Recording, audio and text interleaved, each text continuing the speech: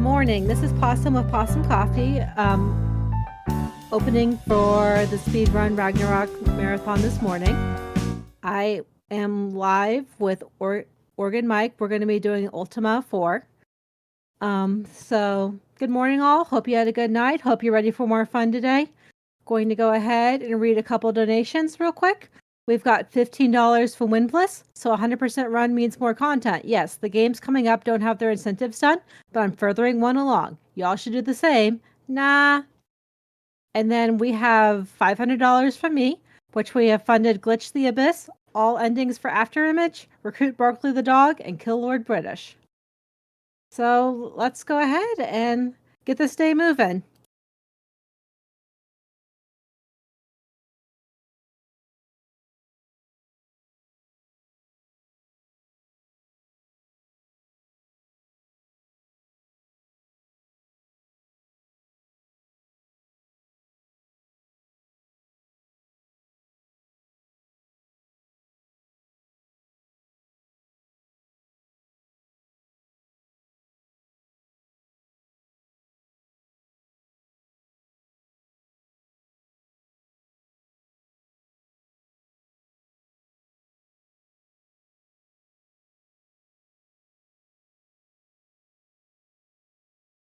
All right. I am ready when you are.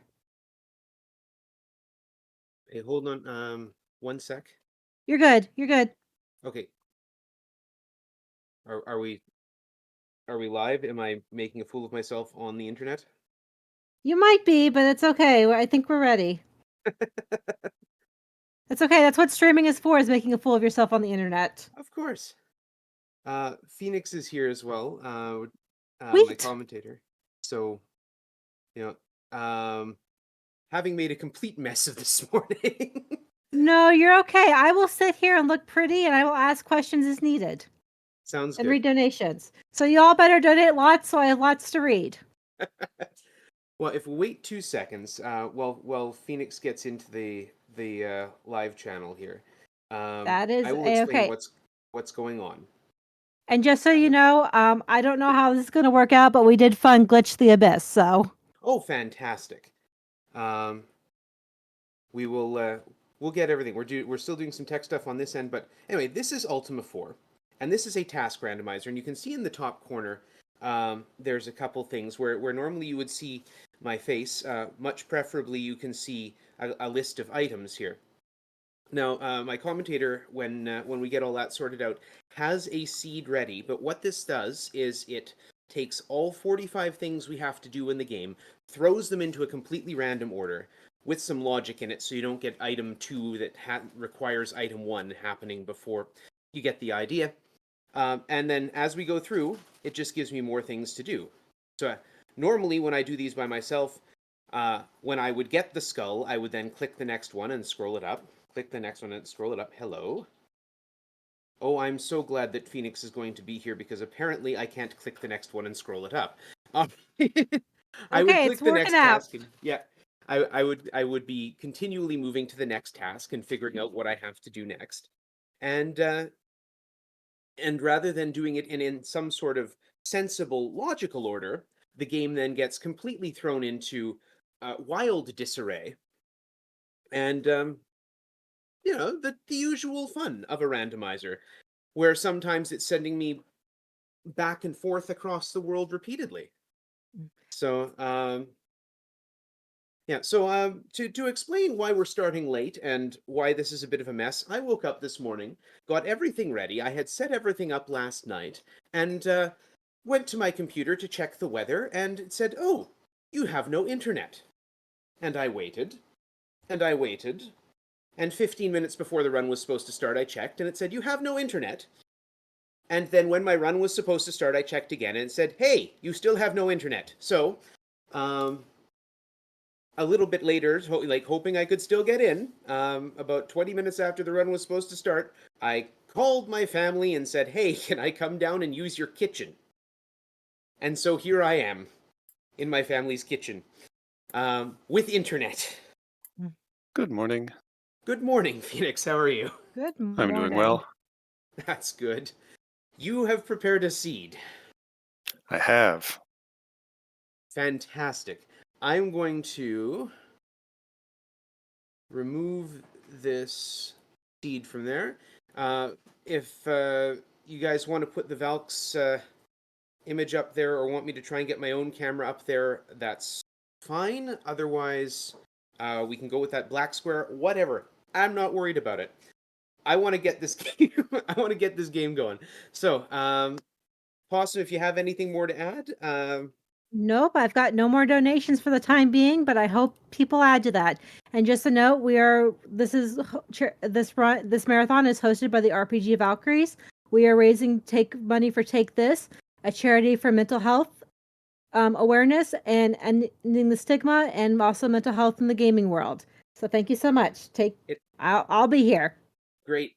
So, Tech, if you guys got nothing more you want me to do, we are going to get this thing going. It's a beautiful charity. This is a beautiful run. We're starting it late. We've got extra time. Let's get this going. Phoenix, what is my first job? Recruit the ranger. Recruit the Ranger. Fantastic. Ranger is a great starting class. Do we have a suggestion for a name, Possum? You know, if you ask me, I'm going to say Ziggy. So Ziggy it is, even though we're not playing a bard. that's okay. All right, so the time officially starts when I choose a character gender. Since it is Ziggy, I think we'll choose male. And we're going to go in 3, 2, 1, let's go. Go. The backstory of Ultima 4 is very simple. You are a drone in the 80s and you decided that you don't like the world around you. You go out for a walk, you find a weird portal, it drops some stuff at your feet, specifically 2 books, a cloth map, and a metal ankh. You go sit under a willow tree, you open the book. You read the book of history.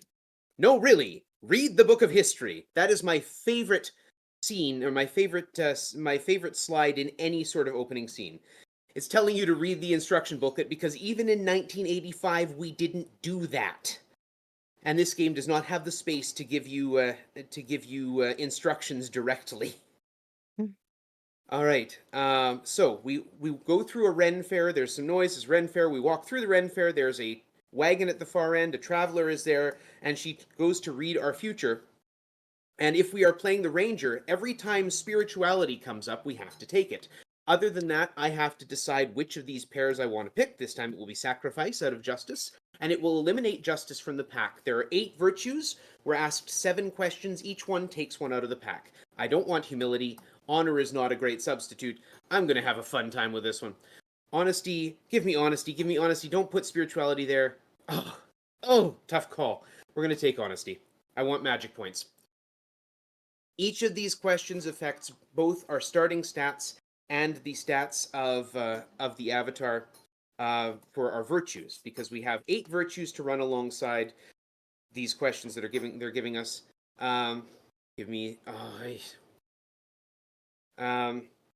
We have to get all of those virtues maxed out, and we have to become the partial avatar in each of those 8 disciplines. We're going to start with a little advantage in spirituality because that is what a ranger is. Each discipline is associated with a character class. All right, Phoenix, what's the first thing I got to do? Rune of Valor. Rune of Valor. Oh, we are starting spicy. Fortunately, I have 22 intelligence. I'll turn off the volume because you don't really want sound on this. And we are going to go in here. We're going to buy a bunch of herbs. Now, for some reason, there must be something dangerous about working with herbs because all the herbalists in Britannia are blind. So we can buy 99 sulfur ash. That'd be 198 gold pieces. They just hold out a box. We put in 1 gold piece. They're happy with that. Right? They don't know how much we're putting in. They just know that we're putting in something. As long as there's a clink, they're fine. Yeah. All right.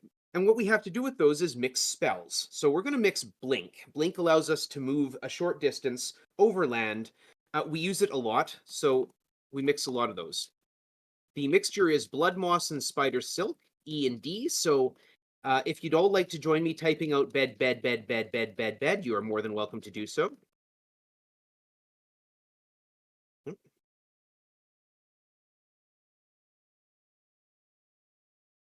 There we go. And I need some heal spells as well.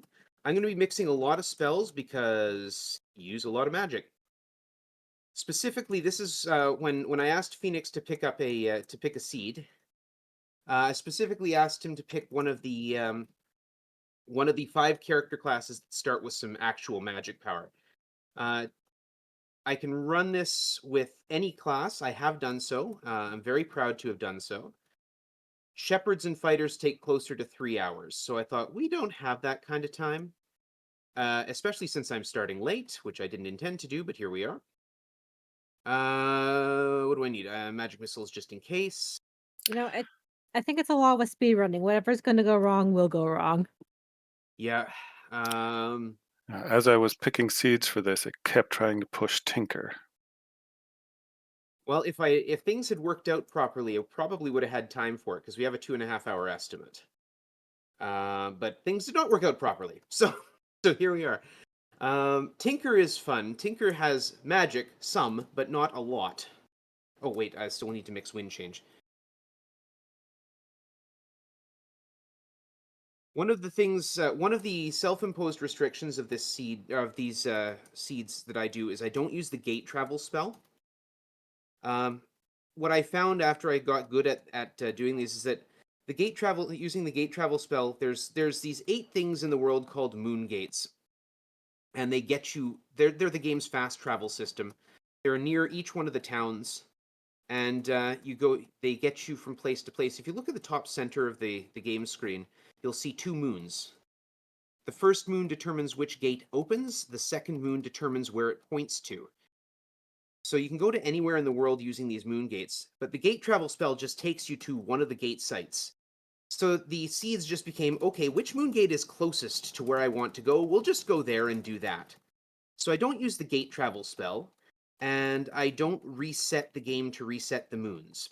The moons, whenever you load in, the moons are both new, and that actually has some gameplay effect. There's a few things that we want that are strictly available when both moons are new. The moons are currently covered up by a photosensitivity warning. Is that? Oh, goodness. All right, you'll have to trust me that they're there.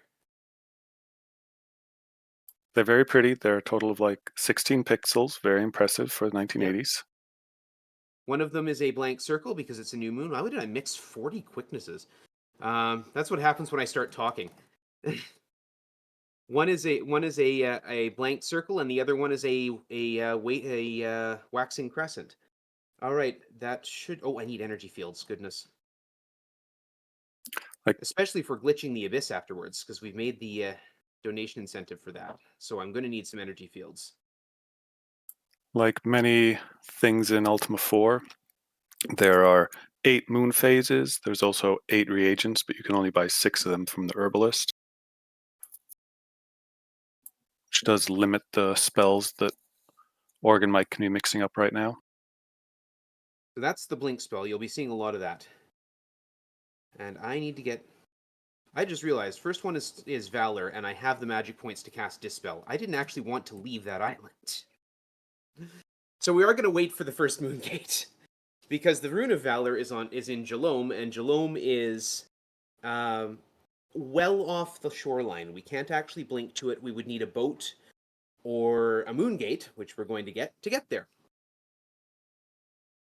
So yeah, we have to wait a bit. The moon gates, there's 2 moons. Again, you'll have to trust me. The first moon shifts every 3rd time that the second moon shifts. And the second moon shifts every 3 seconds or so. There's 8 phases of the moon. So it takes 24 shifts or about 72 seconds to go through the entire moon gate cycle. The run is just starting. There's where I want to go. Here is Jalome. And we're just going to punch a guard in the face. Since I don't want to walk through the town, this makes all the guards hostile. We have to dispel these. These are barriers. We can't walk through them. So the guards are going to attack me, and I'm just going to run away. How virtuous of you. Oh, of course. So, again, we have to deal with these 8 virtues. And these 8 virtues are... Oh, here's the Rune of Valor. 2 of them are Compassion and Justice. Attacking innocents who aren't ready to attack you, that lowers your Compassion and Justice. But guards aren't evil. So ending a fight without killing the guards, that raises your compassion and justice, even if you're running away, and doesn't affect your valor, which is another thing you have to worry about if you're fighting evil creatures. Speaking of valor, I have a rune of valor. Phoenix, what's next on the list? Please don't say Rune of Humility. Rune of Humility. Okay. I was gonna say, please don't say that the next one on the list is partial avatar in valor, because that would be really rude. So in order to get valor, I have to fight evil creatures. In fighting evil creatures, I have to win fights against them. So running away doesn't help. In fact, it lowers my valor. Every time you win a fight against evil creatures, a little dialogue pops up at the bottom and says victory. And when it does that, it flips a coin. 50-50 chance that you get 1 point of valor. My valor should be at 50, and I need to get it to 99. So I'm going to have to win about 100 fights. Rune of Humility, we're going to go back to Scarabray. Here's where we started. Now we're going to blink over here, walk through these hills, walk through the scrub over here, and these are forests, which is why we can't see through them. That's a rogue. I don't want to fight it, so we're going to blink away. And that's another rogue. I really don't want to fight it. Oh well, here we go. We'll go with my magic missile spells, because I don't want to lose my money. There we go. We're going to leave that treasure chest there for game mechanic reasons. And we're going to buy a horse, which is why I didn't want to lose my money. There's a yell command. There's one command for every letter of the alphabet. The yell command means that the horse will try and move 2 steps every time I push in a direction, because you yell giddy up. There's a Rune of Humility. Phoenix, what do we got next? Rune of Honesty. Rune of Honesty. You're sending me to all the runes. Okay, Rune of Honesty. We are going to see if I can get there in time. I always wondered with the commands if Richard Garriott pushed to try to get 26 commands, or if he had more than 26 things he wanted to do and had to somehow force them into those 26. That's a good question. There's a Rune of Honesty. What's up? Obtain partial avatarhood of honesty. Oh no. I don't have the money to do that. So in order to get my honesty back, I have to go and properly treat the herbalists, the blind herbalists, properly and pay them what they ask for. So you know what? Rather than doing it this way, I'm going to head north. I'm going to go to the town of Vesper. I'm going to steal some money because we need to get my honesty up. So I'm going to not be able to steal money after I do that. Because once you're the partial avatar in something, you don't want to lose any points out of that, because then you have to go back and do it again. To become partial avatar, you need the rune so you can go to the shrine. I'm going to go steal money first. So you need the rune to go to the shrine, and you need to have your various attributes hit 99. So we're going to steal the treasury here. So to become partial avatar in honesty, I need the rune of honesty, which I've already got. So we're going to purchase a bow. And we're going to purchase some flaming oil. Flaming oil is a very useful tool. It's a weapon.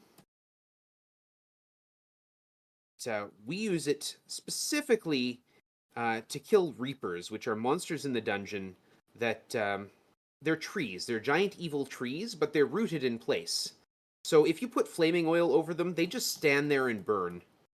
Watching my health. Because some of those treasure chests are trapped. Come on, where are you? There we go. So we need to purchase some gems. They let us view an area around us and a couple sets of keys. And we'll buy another set of gems. This is what using a gem looks like. It shows us the map we're on, a 32 by 32 map. In dungeons, it shows us the entire dungeon floor, which is sometimes useful because we'll be moving up and down at random when we use certain spells. Okay, now, how am I going to get more money? I'm going to get more money. What's my dexterity? I'm going to get more money. We're going to go see Lord British. We're going to go get my level. So, this is part of the randomizer fun. I have to decide when I'm going to do my grinding. So first thing I'm going to do, I'm going to go see Lord British now. Lord British will give me level ups based on my experience. From level 1 to level 2 takes 100 experience. Level 2 to 3 takes 200, and then it doubles every time after that. So to get to level 4, you need 400 experience, which I have. To go beyond that, 5 takes 800, 6 takes 16, and then 32 and 64. And I need to reach level 8. That is a requirement, because one of the tasks we have to do, it's required for beating the game actually, is to recruit a full party. So to get your party size is limited to your level. So if I'm only level 1, I can't have any more than one person. We're gonna punch Chuckles and run away from the guards. This is absolutely not the intended way to gain compassion, but it works. He's letting the guards live. It's very compassionate. Yeah. So the game distinguishes. There's two flags the game knows about NPCs, whether they are hostile and whether they are evil. So we're gonna take all this money here. When something becomes hostile, that doesn't make it evil. So when you do something that makes the guards angry, they're still not evil. They're just not hostile anymore, or they're just hostile. So now everything is forgiven, so we're going to talk to this guard about guarding. The guard asks, "Art thou the most valiant warrior?" Say, "No, of course I'm not the most valiant warrior." If I were to say yes, well, that wouldn't be humble. And humility is one of the virtues. It's the one you get from talking to people. So we're going to talk to Lord British. He's going to give us the introductory stuff, and then he's going to give me level 4.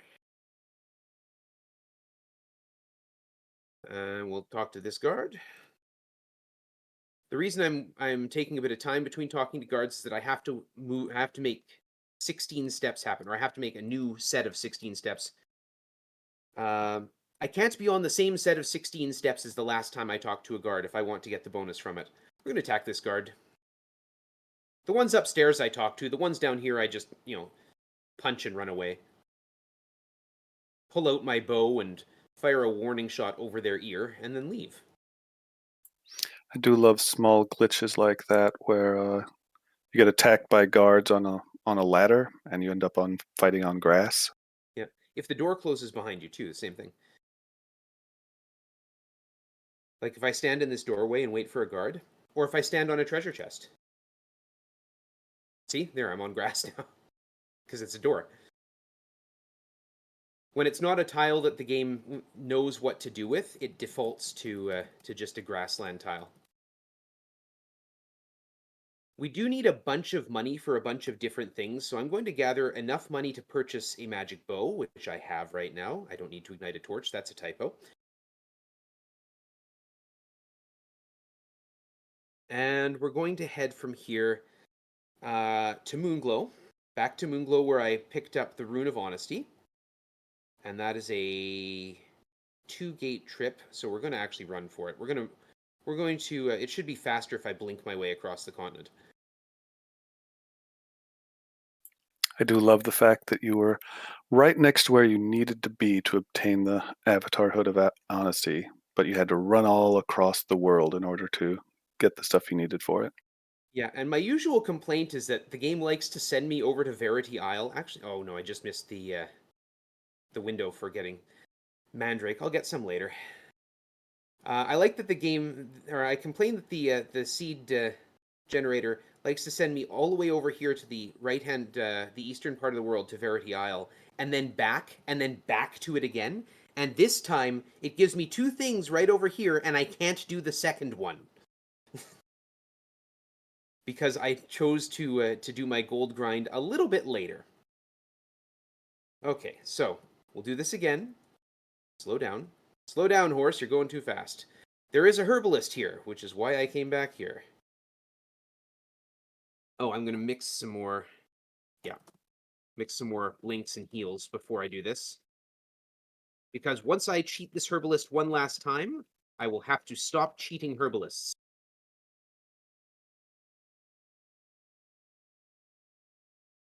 The Avatar of Flexible Morals. Yeah, that's it exactly.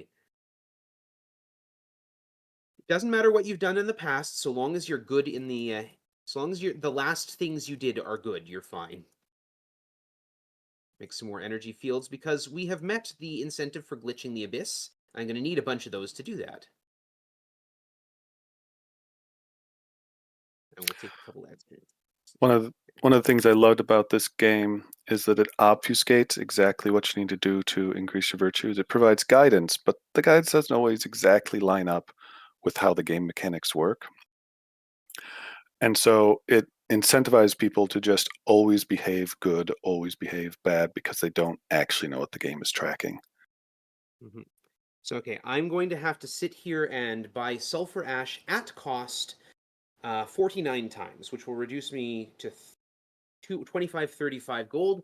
I can't talk while I'm doing this, or I'm going to screw up the typing. I still haven't learned how to do that, but That's So okay. Go ahead.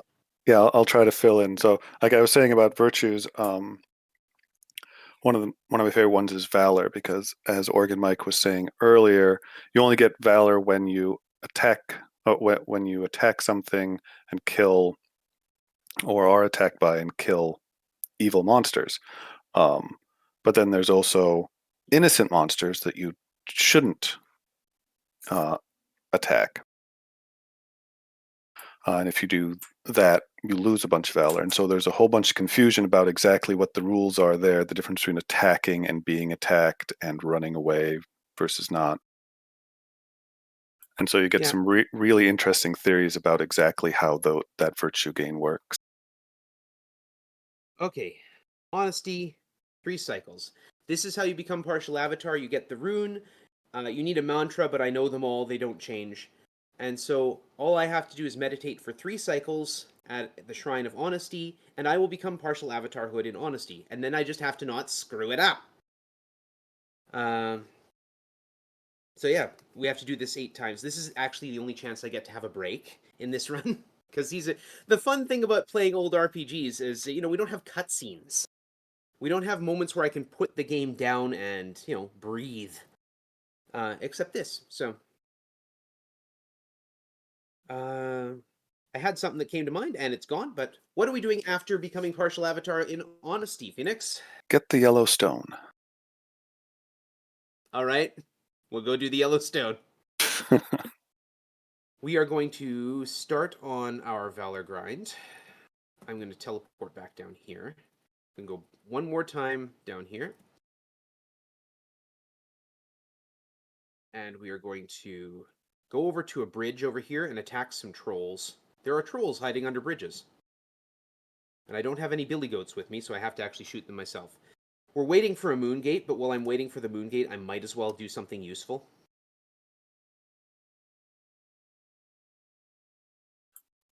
Now, we haven't named the horse yet this run. We haven't named the horse. Possum, do you have a name we like for the horse? Name the horse Amazing. The horse is named Amazing. Awesome. Look at this horse. This It's horse is amazing.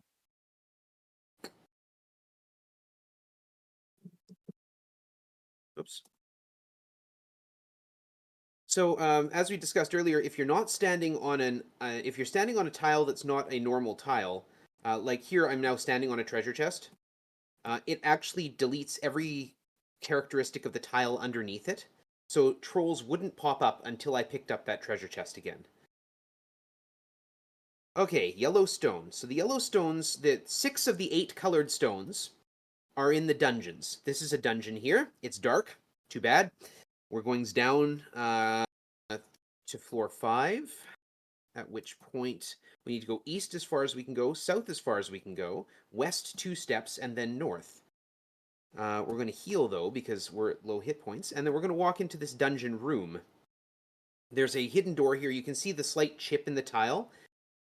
Secret panel right there. It opens another secret panel over here, which then opens a way forward. And I'm going to run right through these serpents that are shooting at me and get a yellow stone. What's next?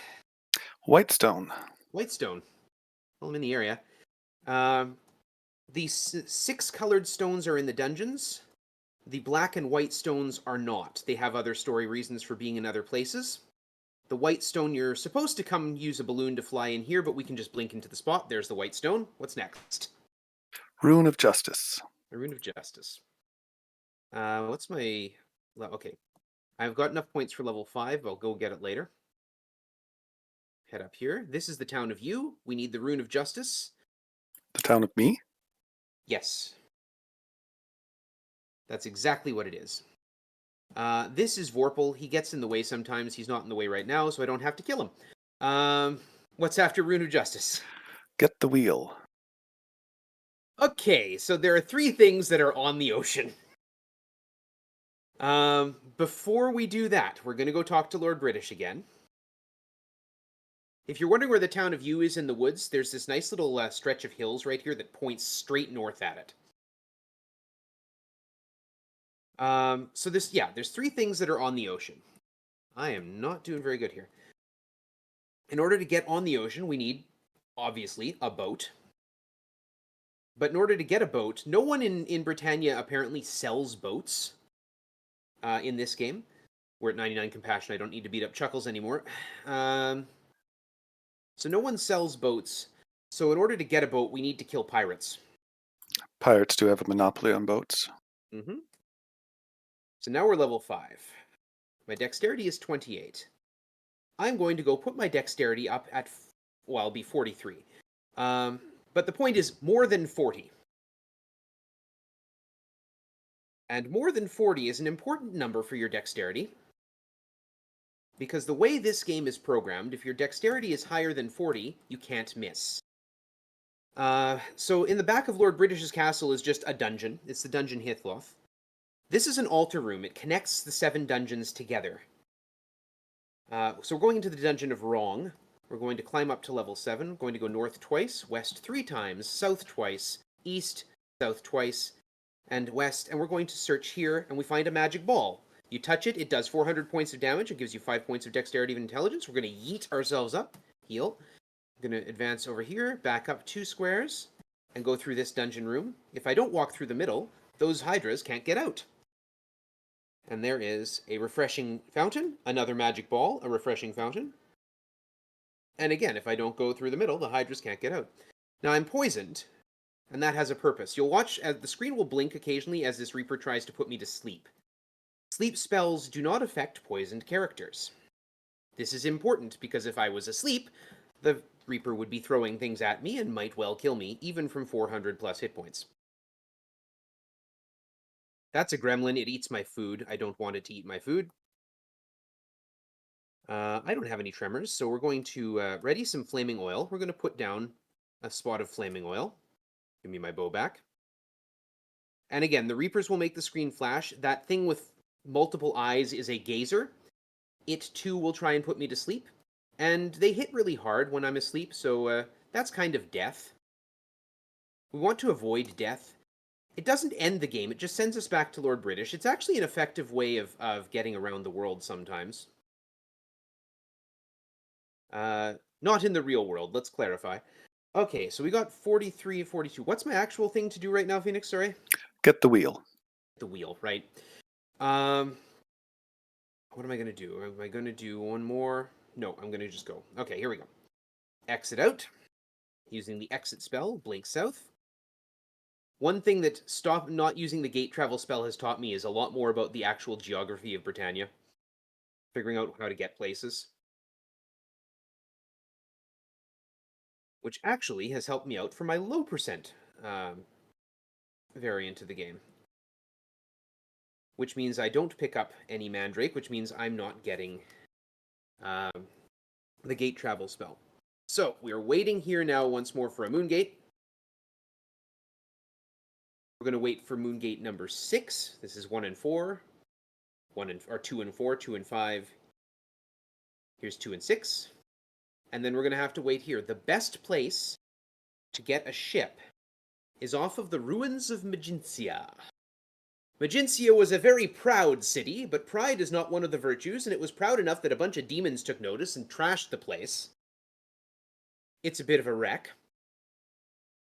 One of my favorite hacks, one of my favorite things to do in the game that I figured out is you can, because Magincia is full of skeletons and ghosts, they're technically evil creatures, so you can attack them and beat them, even though they're townsfolk, and gain valor that way. And skeletons and ghosts are pretty easy to kill in this game. Yeah. So we just stand here and we pass a bunch of turns and we wait for a ship to show up. This can take a while. So Possum, if there's anything to add here, this is a good time for it. All right. Well, so far, I'm going to check the donations one more time, but we don't have any other donations. We are actually at 109 donations for the whole event right now, and we're at a total amount of $2,875 raised.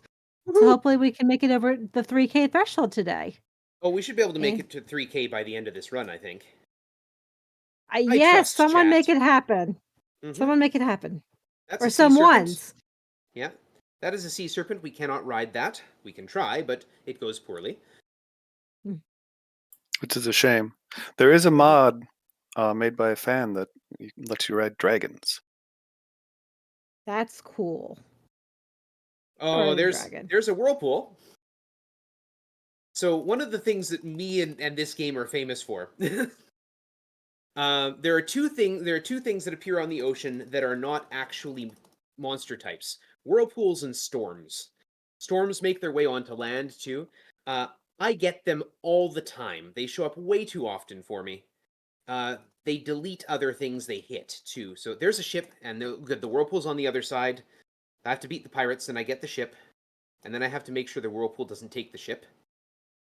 And I need the wheel. So we're going to cast a wind change spell so we can move quickly this way. There are many people. Go ahead.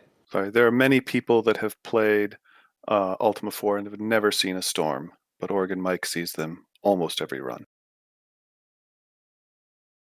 We're going to stop here by Buccaneer's Den and purchase a magic bow, which does more damage than my current bow.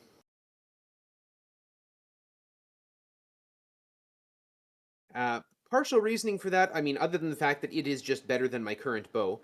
The other reason for that is that when we go to the Abyss, we have to have a magic weapon or we can't do damage. We can't actually land a blow without one. So we'll sail across the ocean blue. Our saucy ship's a beauty.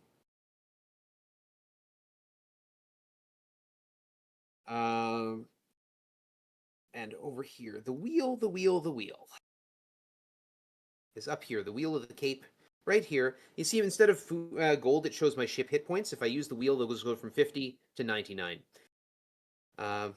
What's next, Phoenix? Avatarhood of Justice. Well, fortunately, I will have got that while doing Honesty. Let's sail there. That's a squid. Sail away. Sail away. Yeah. And just want to talk about for donations, we do have some incentives up for the rest of today. I'm opening my document. I'm like, we have met the incentive for all endings for after image. Cool. Yep, and we have other incentives. We've got the magic of, someone told me how to pronounce this yesterday. I forgot already, but Shehrazade or something like that.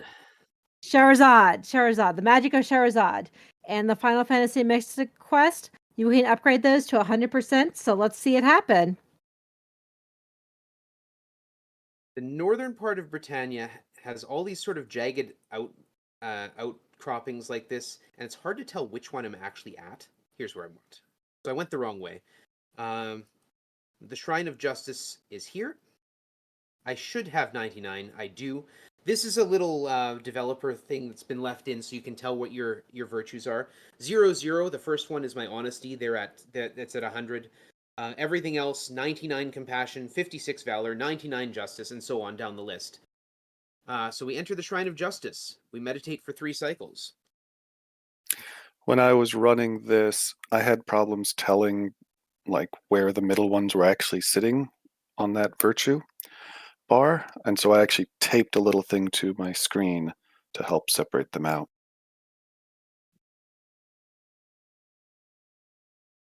Yeah, it's when I'm trying to figure out what my sacrifice is at, sometimes I have to look at it twice because that's the 5th one down the list.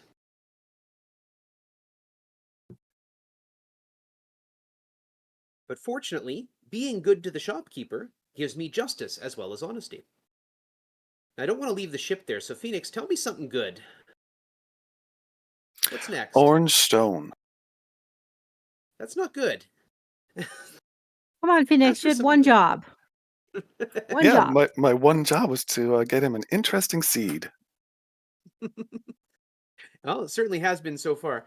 The orange stone is in an awkward location. It's in the dungeon Covetous. Covetous is, I mean, not impossible to get to. I can go through the complex of the Altar Room complex. The actual dungeon is right here. That's the dungeon Covetous. But part of the problem is with Covetous is that we can't go down past here because the next floor down is completely full of things. When you use a down spell or an up spell, you have to land on an open square. The next floor down is all full of doors and traps. I don't have to fight spiders. Thank you for poisoning me, I appreciate that. We go down, we just go north. Winds would blow out a torch if I was using one. And then there's this room. Fortunately, my dexterity is 40, so I don't have to worry about missing these cyclopes that are throwing large rocks at me. You'll note they do a lot of damage. Watch my hit points go down. I'm also watching my hit points because if they go down too far, I die, and I don't want that to happen. If you'd been here before 40 dex, what would you have done? I would have thrown down some flaming oil and shot them with my bow just the same and hoped it worked.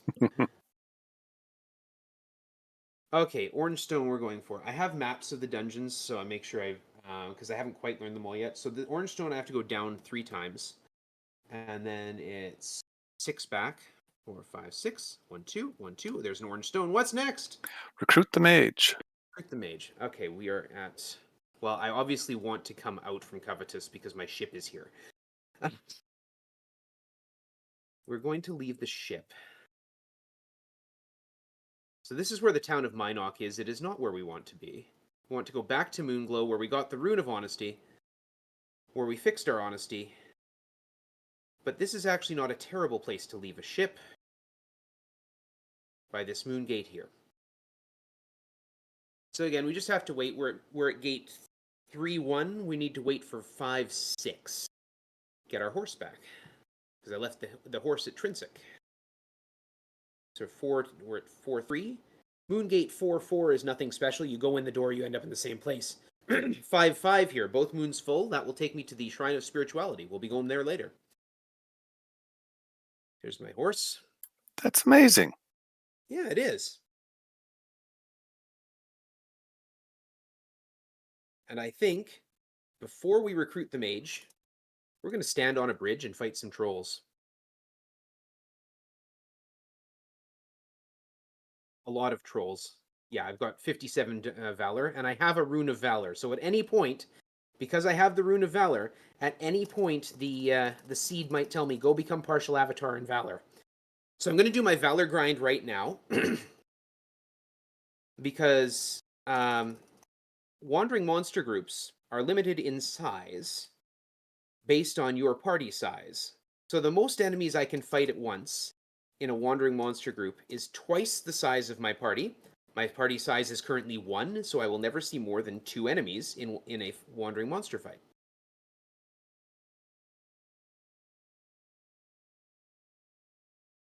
So Phoenix, while I'm doing this, do you mind explaining to the lovely people why the first treasure chest that I got from a wandering monster fight, I just left sitting out in the open?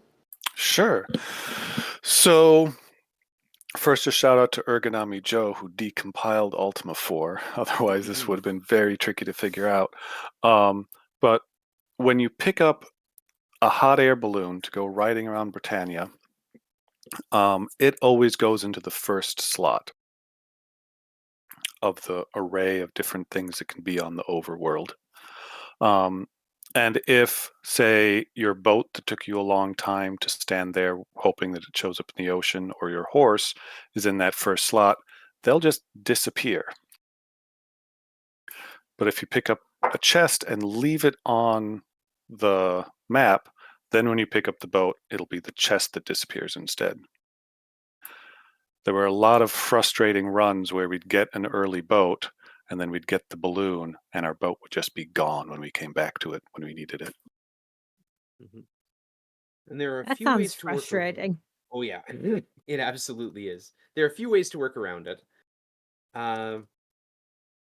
One thing that might happen is the other day, because one of the effects of that balloon always going into the first slot is that if you go get the balloon again, the old balloon disappears and a new one appears in its place. This is not what I wanted. Except when Phoenix and I were doing a practice run of this, I somehow got 2 balloons. Which we're still not entirely sure how that happened. We have a guess, but I haven't had a chance to go back and test it. Yeah. That guess led me to another interesting conclusion. Whereas if we get an early boat, and if we're worried about it being clobbered by the balloon, take a fight on the shore, because that boat is not, when it's your character, is not taking up one of those 24 slots for items just sitting around in the overworld. So when it's your character's boat, if you get a fight on the shoreline, you can pick up a chest that'll then go in the first slot. That's my thought, anyway. That's brilliant. I also had a fun situation, the seed I ran yesterday for fun, where I was in Vesper on a horse, and I went to go sleep at the inn. And if you go to sleep at the inn and you're riding a horse, they don't talk to you. They say, "Get that horse out of here." That's literally what they say. I can show that off when we go to Moonglow. But I got off the horse in Vesper, like right there. I was right there, right at the inn at Vesper, and the innkeeper vanished. Just poof, gone as soon as I got off the horse. So I'm assuming the horse clobbered his place in the list of characters. Well, it looks like Silverfire just named our boat. Our boat is named Brilliant. Of course. That makes great sense. We're up to 80 Valor right now. So I need at minimum 19 more fights. Okay, that's why I wasn't getting a fight. I was standing on a treasure chest. There's a moon gate opening over there. We're going to ignore it for now. But yeah, again, the reason I'm doing this before I pick up the mage, which is my next task, is that then I could fight up to 4 monsters here at a time, and killing 2 is faster than killing 4. There's something to be said for both scenarios, because one of the things I need to do is reach level 8. So getting a little bit of extra experience while doing this is not necessarily a bad thing. But I also have places where I can grind for experience that are somewhat easier. So you'll note one of the things that happens, these trolls throw things at me. This is also slow because we have to watch the projectiles cross the screen, and it hurts! And I would rather not take too much damage. So fighting 4 or 6 at a time, sometimes they come with things that aren't trolls too. So you see an Etten show up once in a while. Demons can show up. That's pretty normal. In any group of monsters that shows up in the overworld can show up with things that are not part of that group. And there's a whole list. So trolls can show up with Ettins, Ettins can show up with demons, and demons can show up with Balrons. Balrons are bad to run into. They try and put you to sleep, they hit hard. The first time I ever ran into a Balron in this game, when I was a child, it wiped my party. It was not a good time. We're at 90 Valor. It's been pretty good progress, so we're going to count these out. So 9 more. 1, 2, 3, 4. There's a book that was written by Carolyn Spector, and that has the avatar character. The only time they died was to a Balron, and dying to the Balron caused them to lose their horse. It was very sad. Oh dear. That's not amazing. Because we have amazing. 93, okay. 94. 95. 96. It's not going to be 99 when I get there.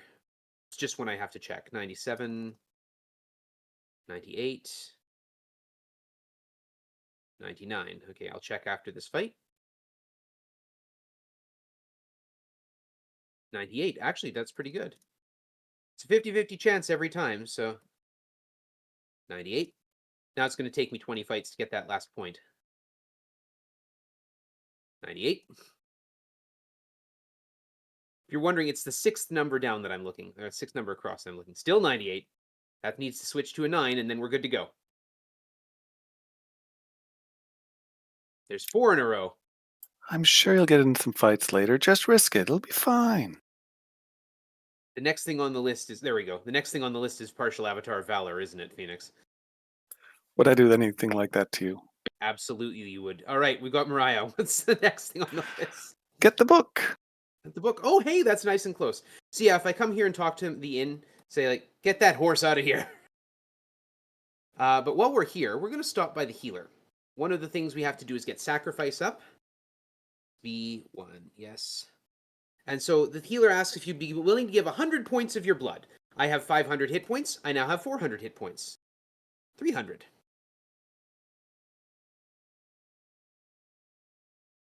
You can't donate blood if you have less than 400 hit points. So I use the healer to heal. And then donate blood. I should be at 95, yeah. I think we can use this for a conversion. 100 hit points is a liter of blood. Yeah, there you go. Meaning that as you level up, you get more blood. Mm-hmm. I've lost what the task was. I'm sorry. Get the book. The book. Oh yeah, right, nice and close. So there are 3 big items we need in order to get into the abyss: the bell, the book, and the candle. The bell is on the ocean. The book is up here in the library, where you'd expect to find a book. In fact, one of my favorite little bits, he asked this guy, I'm looking for a book. So this guy says, are you looking for a particular book? Yes. Well, it's the Book of Truth. Look under T. Okay. There it is, the Book of Truth. What's next? Get the bell. The bell, of course. All right. My boat is... Oh, can I make it back? Can I make it back? Blink south. All right, I need to specify a character now. Shoot! Oh, I landed on one of the little islands out there. Okay, that's fine. All right. Mariah's poisoned. That's not actually a bad thing. I want my companions dead. Because they insulted my mother. No, that's not why. Very virtuous. Yeah, that's it. It's exactly. And in fact, if a companion dies in combat, you get a point of sacrifice for it. Oh, I was joking. I didn't seriously know that was the reason. No, that's not why I want the... I mean, I've already got my sacrifice up. I just did that at the healer. The main reason is because it's faster to travel alone. If we didn't have to get the companions, we wouldn't. Yeah, combat becomes very complicated when you're trying to control 8 people. Mm-hmm. And my boat is over here.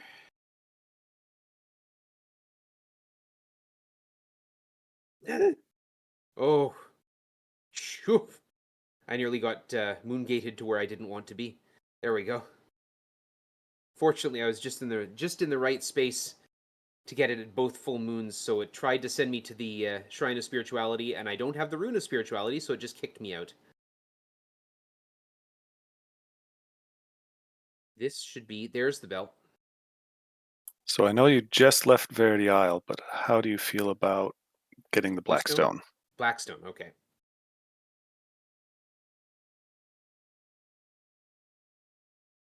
I feel like I should have gone to Trinsic and not back to Minot, but that's okay. And I get to... I'm just behind. The moons just went both new, and I'm not going to get... I got some. Got some Mandrake. Yay! 2 Mandrake. One of the big quests of the game, different NPCs giving you hints, is to find that Mandrake, because it lets you make very powerful spells. We'll blink our way back to Verity Isle. There's the Shrine of Honesty. We've been there.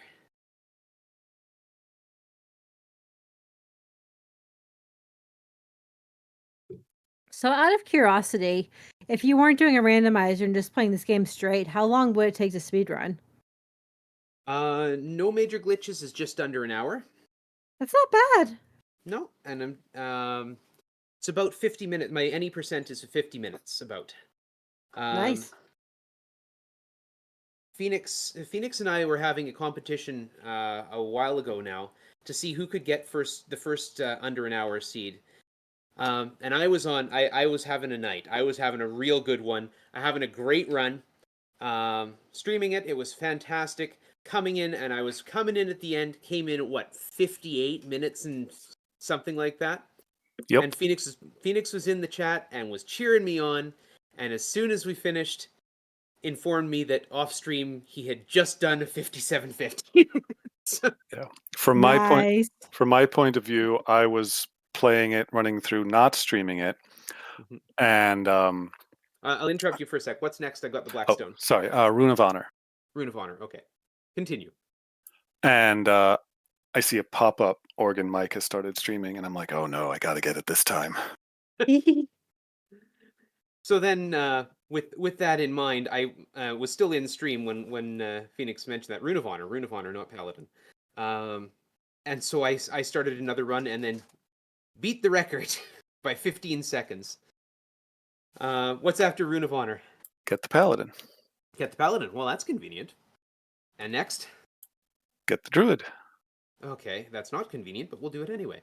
So yeah, Phoenix had the record for all of a couple hours, but will always be the first person to get sub-hour on no major glitches. Very nice. And frankly, like I couldn't have done it without his advice and help and his pointing me at Ergonomy Joe's deconstruction. Like this, I would still be probably somewhere in the hour and 15 range otherwise. The other really fun thing is both Phoenix and I have completely different routes for this. Like, this game is so open-ended and so open that we can run the same game with two completely different routes and get within 15 seconds of one another. So within a quicker boat's time of a record. What comes after recruiting the Druid, Phoenix? Recruit the Shepherd. Recruit the Shepherd. Okay, so we are level 5. I've got the experience for level 7. Recruiting the Shepherd will give me 5 characters out of 5. So I'm going to stop by Lord British's place and get my level up to level 7. So that if another recruitment task shows up, I can take it. I'm not going to punch Chuckles because I don't have to. I'm not going to steal money because I both don't need it right now. And I've got Honesty. I'd have to go and redo Honesty and Justice. And I really don't want to do that because we started late. I am IR to now level 7, and Recruit the Shepherd is on the list. How far down that task list are we, Phoenix? We are on 19. Number 19. There's 45. And of course, some of them will go quickly, and some of them will take more time. Where's my boat? My boat is at Minoc. Oh, we got a donation. We got a donation! $15 from Pyro Grunt, and they say the Ultima series was my favorite when I was a kid, so I always try to donate when I see them in a marathon. Learning a lot of new things about the inner workings of this game. And yeah, there's a lot of like inner plumbing to this game that's really interesting. So thank you so much for the donation. We really appreciate it. Just a reminder, all donations go to Take This. A donation for mental health awareness and mental health and gaming. Thank you again. Right, so we're going to go north to Magincia, where we got the boat, because we need to recruit a shepherd. There's only one person in Magincia who's actually still alive. Everyone else is skeletal. Or ghostly, I suppose.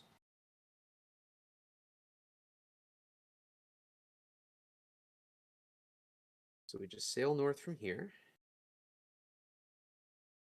Don't fight me, thank you. And Katrina the Shepherd is down here. What's next, Phoenix?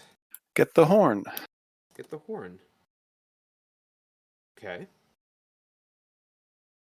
We're going to sail straight west from here. Yeah. And just a note, $10 more and we'll cross into 2,900 raised for charity. So someone put that extra $10 in and get us over that threshold. Mm-hmm. That would be good. So I found out the other day you go straight west. I mean, I could have looked at a map. You go straight west from Magencia, you get to these lovely little islands here. And the Silver Horn, right here. What's next? Rune of Sacrifice. Rune of Sacrifice. Okay, where am I going to leave the boat? This becomes the ultimate routing questions. Where do I leave my boat? Or my balloon? But we're not at the balloon yet. So we're going to leave the boat over here. You might notice when I'm sailing with the wind, it actually is slower than sailing across it. If you sail into the wind, you lose 3 out of every 4 steps. If you sail against the wind, if you sail against the wind, you lose 3 out of 4. If you sail with the wind, you lose 1 out of 4. If you sail at 90-degree angle to the wind, tack across it, you only lose, you don't lose any time at all. But the wind it moves in real time, and that presents an interesting challenge. That's why we have wind change spells. Get out of here. Chase the skeletons out. Speaking of wind change, I've got 2 left. I need more of those. While I'm thinking about it.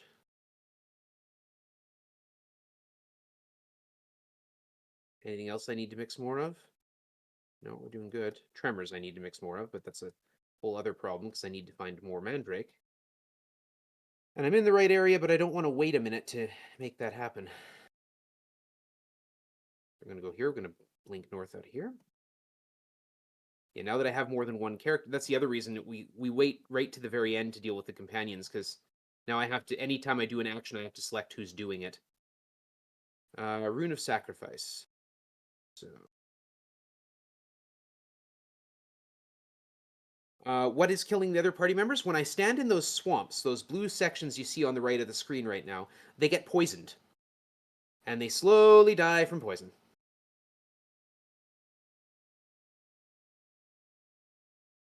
Because I'm a monster.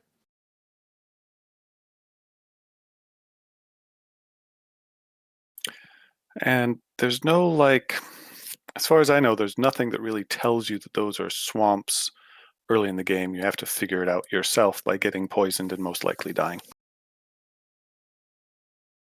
The game does provide you with enough reagents to mix a few healing spells for poison. I can kill Zircon if he decides to lock me in the forge. There's the Rune of Sacrifice. Recruit the Tinker. Oh, no, I can't kill Zircon. I've got my justice done. Okay, glad I didn't do that. Recruit the Tinker. Hello, Julia. She's with me. What's up next? Avatar Hood of Sacrifice. Avatar Hood of Sacrifice. Boy, am I glad I spent some time at the healers. So,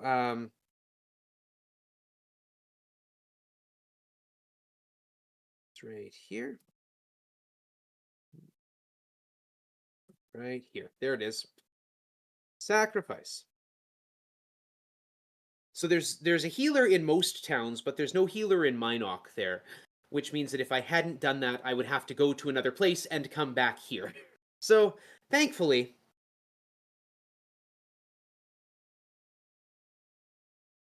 You're outsmarting the seed. Curses. Sometimes you just do things when they're available. And, you know, we had a healer available in Moonglow, and I had the money. Money is not an issue right now. What's next, Phoenix? Purple Stone. Purple Stone. Okay, let's see if I can get some more Mandrake. And then we'll go do the Purple Stone. The raven sees, the raven saw, and in the corn he saith caw. You're given that that poem, and then you're told that, oh yeah, the mantra is hidden in the bard's poem.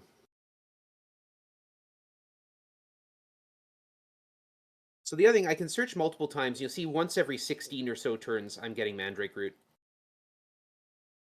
And the fact that my characters are poisoned slows down the cycling of the moons. Both moons need to be new before I can get Mandrake Root. That's a problem. You, stand on the poison swamp. There we go. So again, I can now sit on this poison swamp and grab some Mandrake if I wanted, but I've got enough. Yeah, I'm never going to use all that Mandrake.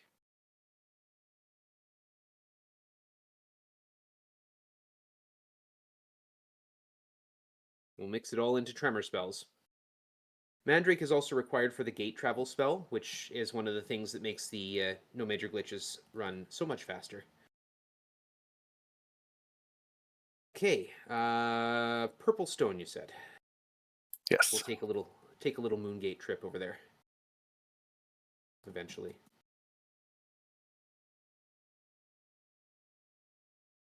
Also, if you don't want to, like, I left a treasure chest on that swamp tile so that if I come back for more Mandrake, I can stand on the swamp tile and not get poisoned. I could have also left my horse there, because the horse is a non-standard tile then. Blip, blip. Sure to save every so often. Because every so often you screw up and decide you want to wait. So I need to wait for the Moongate to Britain. The Moongate goes to Moonglow right now, and here's Britain. Here. The purple stone is in the dungeon Shame. We're going to blink to the dungeon Shame. Can't enter dungeons on a horse. We goes down once, we go east as far as we can, we go south as far as we can, we search, we go east as far as we can, we go south as far as we can, we go east as far as we can, we go south as far as we can. The purple stone is actually pretty easy to get, so it's one of the first things we can do in the any percent. Not get, search. There's the purple stone. What's next? Get the candle. The candle. Oh, good. That's not too bad. Giddy up. All right. The candle is in a small village called Cove. Cove is only accessible by boat if you send your boat into the whirlpool. We saw a whirlpool earlier. The other way you can get there is blink. Here's Cove. How kind the game turns the lights on during the fight. Yeah, that's it makes it possible. There's the candle of love. What's next? Recruit the fighter. Recruit the fighter. Okay, that puts us at 7 out of 7 characters. Oh, right, I can't go west. I have to go north. So the way the blink spell works, the game loads in the overworld map in chunks. The gate in time to go back to where my boat is, which is over here. So the game, the overworld map is 256 by 256 squares, sectioned off into 16 by 16 chunks. And the game loads 4 of those chunks in at a time. The blink spell takes you to the far end of one chunk, and if it can't land you there, it slowly walks backwards from there until it finds a viable spot for you to land in. So every so often you blink and it takes you 1 square, and you think, boy, that was a waste. All right, recruit the fighter. What's next? Get the skull. Get the skull. The skull of the wizard Mondane. Mondane the wizard causes so many problems in this series. His skull continues to be an issue. So it's currently sitting in a bunch of it's surrounded by volcanoes, in the middle of the ocean. So we're gonna head west.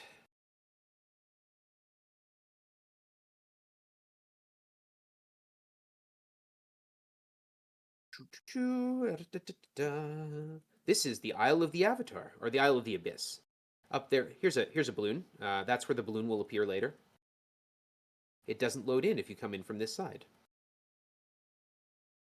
Otherwise, it could despawn your current balloon. There's also an anti-blink field around this island. Makes it difficult to get in places. Someone in chat says, using the skull in town gives unlimited money. I don't know if that's true or not. I've never actually used it in a town.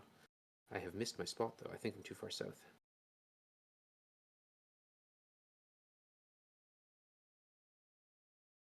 This is why I have gems. Yeah, I'm way off my mark. I went actually too far north.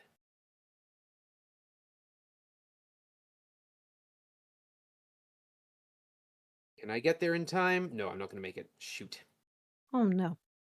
Just going to miss. Yeah, just missed it. Maybe if I'd changed the wind. So we're going to stand here for about a minute. All right. Is there anything I need to And mix? if we have a moment, I've got a donation to read. Go for it. All right, we've got $25 from Silverfire. Attached bids, upgrade to 100%. It does not show me if it's for Final Fantasy or Mystic Quest, or if it's for our favorite, the magic of Shahrazad. So, but it's for one of the two. And then the comment says, we've named the horse amazing and the boat brilliant, but are there any other vehicles or creatures we can name? There's a Well, are balloon. there? We can name the balloon. And then we have crossed the 2,900 threshold. We are now $85 away from 3K. So let's see if we can push through to that before the end of the run. Thank you so much for everyone who's donated, and we really appreciate it. I believe in you, chat. You can do it. So yeah, while I'm standing around waiting, I did a thing that I didn't have a chance to do before the run started because it was frantic. I got a glass of water. Stay hydrated. We're going to get the skull when both moons are new. I know you can't see it because of flashing warning. We are currently at moon 87, 88, and then as soon as the moons roll over to 1-1, we've got it. The skull of Mondain the Wizard. What's next? Break the skull. Break the skull. You know what? I'm going to do... I could do it by boat. I'm going to do it... I'm going to break the skull by balloon. Yay! Since Phoenix is my co-commentator here. Phoenix came up with the idea of throwing the skull into the abyss from the balloon. And in Phoenix's honor, we're going to do that. I thought it was impossible. Then when Phoenix did it, I thought it was impossible for me, because I don't have that kind of reaction time. And then I practiced it, and I did it. There was a lot of people in the Discord chat that day that we were all discussing strange possibilities with the balloon. Yep. Oh, good. Jeffrey is poisoned. The Apple II version of this game has a lot of balloon bugs around it that lets you do weird stuff and can also glitch the game. And yeah, can't you just like enter a dungeon while flying the balloon? Something like that? You can exit the balloon while the balloon is flying in midair, which puts the game in a completely weird state. And so if you've exited the balloon like that and enter the dungeon is completely glitched. There's a guard in my way that I can't punish. All right. So once more, we go to the back door here, into the dungeon Hithloth. We're going to leave it right away. Like I said, there's the balloon. This is that little place we came up to earlier. So the balloon moves in real time, and it moves in the direction that the wind is blowing. So we're going to hit south, KUSKUL. Ah, missed it. Shoot, we're going to reload. I will be right back. Pardon me. This is the one time I will save and reload. So, oh, KUSK. Ah, it changed on me. So we have to... Okay, try again. Let's name the balloon Wonderful. All right. Thank you, Silverfire. This is wonderful. Cast 1, wind, south. KUSKULL. It's living up to its name right now. There we go. Cast it into the abyss. What's next? Get the blue stone. The blue stone. Okay. So we're going to take this balloon north. I should take it south, actually. Too late. Now I'm watching the wind. Since we're over the open ocean, I can't really tell which direction I'm going. I pass turns because I can actually run out of magic points whilst flying the balloon, which is always exciting. What's even more fun is when you run out of wind change spells and you have to mix them frantically. There's my balloon landed. Okay. So the blue stone is in the dungeon Deceit. We need to wait a couple turns till I have magic points to cast Zdown enough. And see where I landed. Okay. Go through here. Watch the skeletons move in little waves. It's fun. Can ignore them. Can ignore these guys. They're not evil. Wins 1. Make sure I got magic points. There's a barrier in front of me. I have to dispel it. And there's the blue stone. What do we got next? Get the red stone. Red stone. We're going to take one chance in this and see if I land in the right place. I did not. Okay, fine. I know better than to play around with that. Okay. So yeah, tried to cast Wind Change, don't have enough magic points. The redstone is in the dungeon Destard, which is over here. Other way, thank you. One of the more interesting things about doing this without using the gate travel spell is that you get to see a lot more ship and balloon action.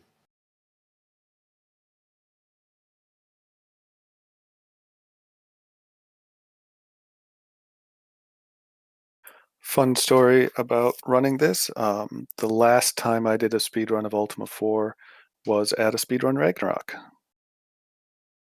in a competition with OrganMike. Is that the last time? Mm-hmm. To get you back into this, man. Yeah, it keeps being very, very tempting. Well, I just took your any % record from you, so you got to come get that back. It's true. All right, so we're out of downs. We're going to mix some. And OrganMike did stomp me in that race. Wasn't that bad. Of course, I landed in the wrong section, but we'll take it. Descend. Oh, no, climb. 1, 2, 3, 4. Descend. 2 south. Hello, gremlins. I think it is about a 50% chance that you land in the correct section, so of course we always land in the wrong section. I'm going to use a tremor spell, because I don't like gremlins.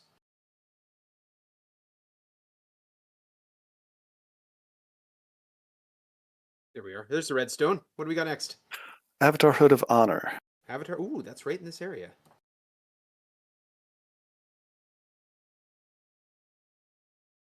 See if I can get my blink properly lined up this time. Yeah, I did.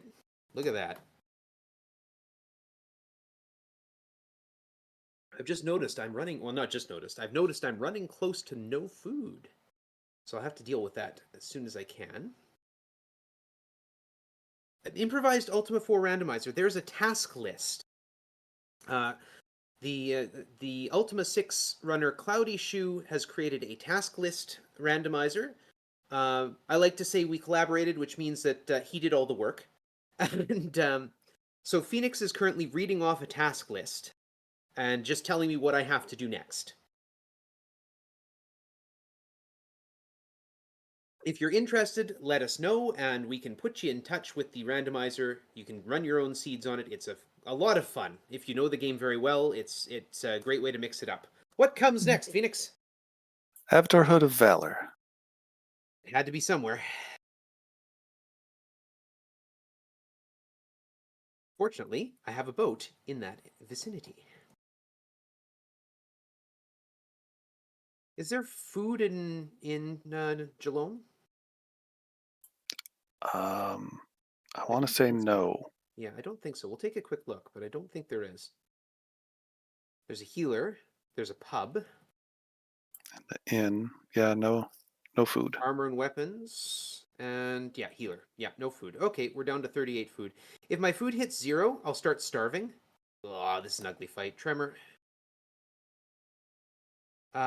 Starving means it's like poison. You take 2 damage every step. It's not insurmountable by any stretch. But it's annoying. It slows things down.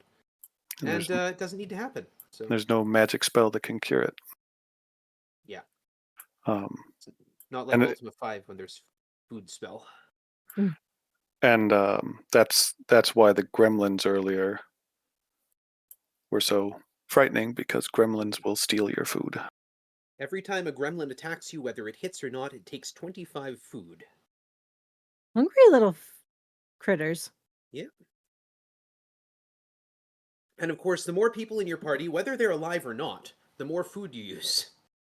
You use when you're alone, you use 1 food every 100 steps. That gets multiplied by the number of people. So you use, it then gets spread out, right? So I'm currently using 7 food every 100 steps. So it really is more of a pain to have companions around than a help. Absolutely, yeah. What's next, Phoenix? Rune of Spirituality. Rune of Spirituality. That is back in Lord British's castle. So we are once more going to put this boat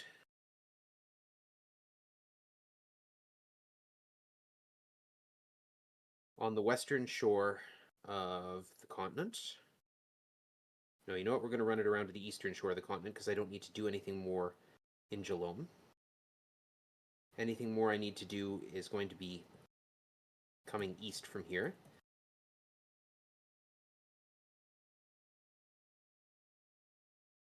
We're going to head up here.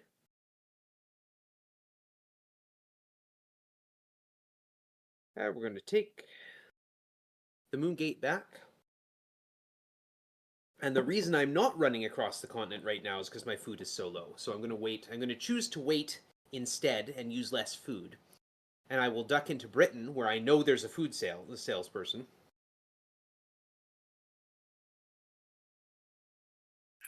Out of curiosity, you're currently on task 33. Mm-hmm. What do you think the current time estimate is? We should be somewhere around an hour. There we go. We got food. So one of the things we have to do, Rune of Spirituality is up next. I have to get some spirituality though. I'm at 75. I need that at 99. So I'm going to grab the Rune of Spirituality, and I'm going to go talk to Hawkwind the Seer. Every time we talk to Hawkwind, we get 3 points of spirituality. Excuse me, please. I can't punch you in the face right now, guards. I've got too many partial avatar hoods. Next up is Greenstone. Okay, thank you. So I'm looking at the number of moves because I can only get my spirituality bonus every time the hundreds digit on my number of moves changes. Mhm.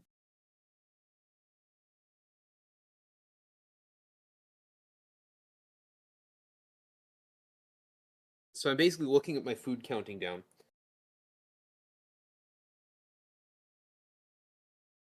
This is one of those things that takes a bit, so if you've got anything to tell us, Possum, this would be a good time for it. Let's go for it. First off, always checking the donations. Still got nothing, but right now is a great time to get those in. So if you want to get those in, that would be great. And let's just take a moment and talk about Take This. That's the charity that we're supporting for our organization. One of the things about Take This has traveled to different conventions such as PAX, MagFest, and TwitchCon to reach out to the gaming community about mental health issues via informative panels. And we actually had several speakers during the event for Speedrun Ragnarok 2024. And you can view those talks when they go up on our YouTube, basically on VODs on YouTube. I'm sorry. But yeah. So please check those out and please support, and thank you so much for supporting us and supporting our charity. So Bad Job asks, how on earth was anyone expected to figure this out organically? Well, you're not expected to exploit it, is the thing. You know, one of the things they tell you is, hey, come check in with Hawkwind every so often and meditate at the shrines, and that's, you know, good for your spirituality. You're supposed to just do this stuff. You know, we're exploiting it because, you know, this is a speed run. But get out of my way, guard. I can't push you. Greenstone, you said, Phoenix? Correct. And the shrines, when you meditate at them to not gain avatarhood, do give hints as to what you're supposed to be doing for the virtues. Mm-hmm. So yeah, you're supposed to be on a quest. You're supposed to be searching. I don't have to fight you guys. You don't matter. We're going to put on some flaming oil, and that is a Zorn in the middle. You'll see between my food and gold, there's a half-formed Ankh there. It's going to turn into an N. That means magic is negated. I can't cast any spells right now till the Zorn is killed. Now the Zorn is killed. That N goes away. Life is good.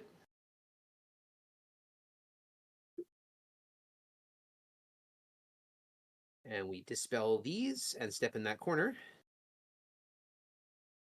Make sure I got some magic points. What comes after the green stone? Key of Courage. Key of Courage. Okay, we're in the system here. So we're just going to go back through here. So in order to get into the room of the Codex, which is the ultimate goal, we need a 3-part key for truth, love, and courage. And those keys are found in the altar rooms that connect the dungeons together. We need the colored stones to get them.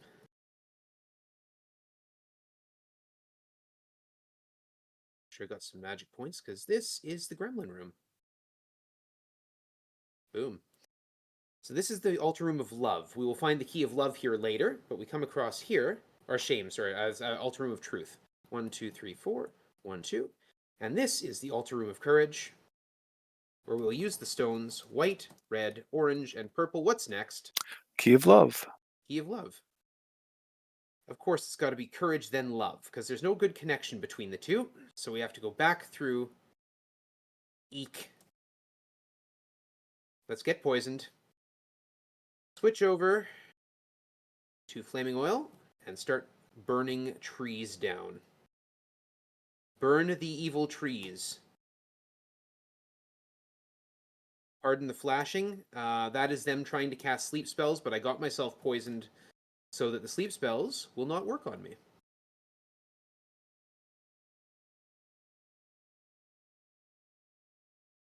If you do have photosensitivity and want to play this game, there is a fan mod to remove the flashing. I didn't know that. I was wondering about that because I do have a tiny bit of sensitivity, so that would be awesome because I'd love to give this a try sometime. Right, so this is the altar room of love. So we're going to use the white, yellow, green, and orange stones. What's next, Phoenix? Recruit the bard. Recruit the bard. Also, if you play I'm right there. I'm at 60. I'm at 6,400 experience. All right. so close. Nice. So 6,400 gives level 8. There's Ettins. Those don't show up on the overworld map until after we've reached 10,000 moves. So the overworld map, you can only find 4 types of wandering monsters. That is skeletons, rogues, orcs, and snakes. Until 10,000 moves go by. Then it unleashes Ettins, Cyclops, and Headlesses, and something else that I can never remember. All right, I art now level 8. We go and get Yolo the Bard, who will indeed only live once. Mm.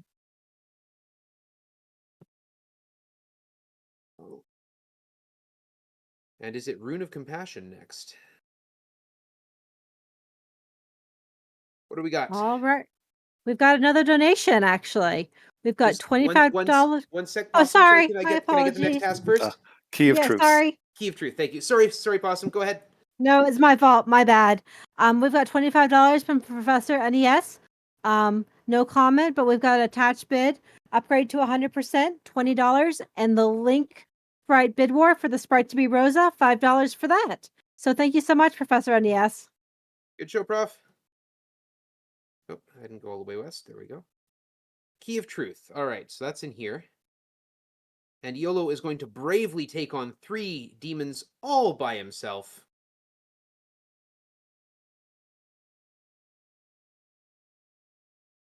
What's next, Phoenix? Rune of compassion. Rune of Compassion. Had to be somewhere.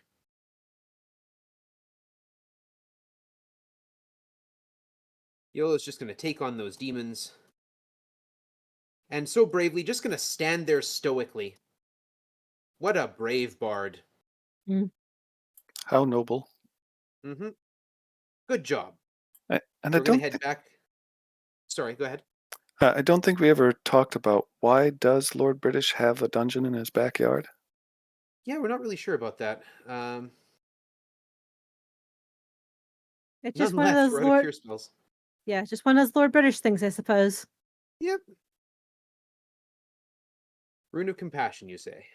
Yes. I'm going to mix a couple cure spells just in case I need them. Here's the Rune of Compassion. What's next? Avatar Hood of Spirituality. Avatar Hood of Spirituality. Of course, it couldn't be Compassion first, then Spirituality. It's got to be Spirituality first. We have to wait for the moons anyway, so I might as well take the Moon Gate. Yeah. And as Chad has pointed out, for the magic of Scheherazade. You got it. We are at $47.23 of 150. Final Fantasy Mystic Quest. We are at $25 of $200. Let's meet those incentives. I'm just noticing I haven't done humility yet, Phoenix.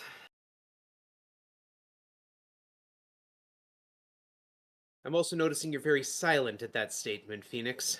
You're sending me to humility next, aren't you, Phoenix? Um,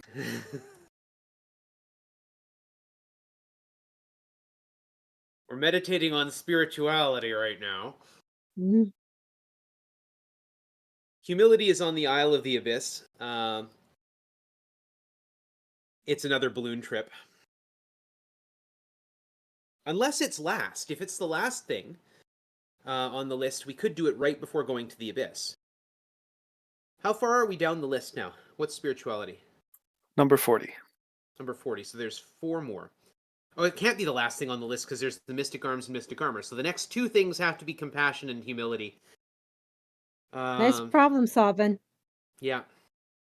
So the next 2 things have to be compassion and humility. You can't get the Mystic Arms or Mystic Armor until you are 8 parts Avatar. What is next on the list, Phoenix? Humility. Hey. Couldn't be compassion first, because then I'd have the balloon, which would make getting the what am I doing? We're not going to go by boat. Oh no. Random tremor. There we go. Get out of here. Shoo, go away. We're going to go back into Hithloth. We can't risk losing Brilliant. No. No, amazing. Well, yeah, Brilliant the boat and Amazing the horse. That's right.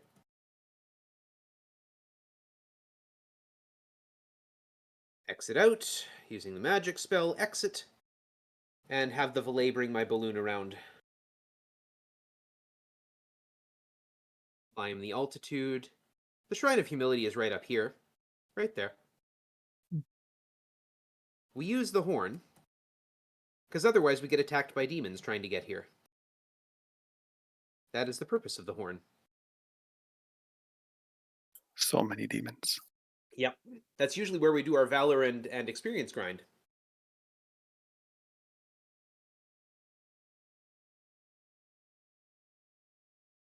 So the next one has to be compassion.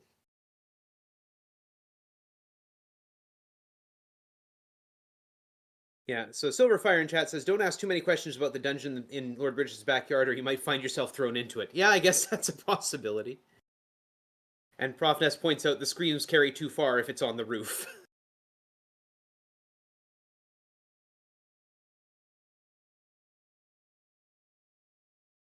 Getting very close to, I'm guessing the Magic of Scheherazade is next? I think it's Scary Town next, but let me Oh, check the schedule. Yep, we've got Richard Scary's Busy Town next. And then we have After Image After. So that's and then the Magic of Scheherazade is at around 5 today, according to the schedule. We'll see how that shakes out. Or 5 p.m.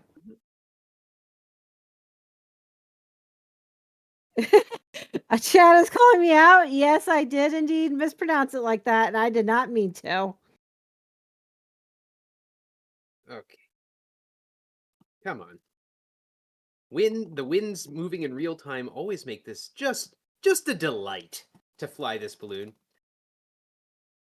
So again, you're supposed to land in this little spot here to get the white stone. You're supposed to land right there.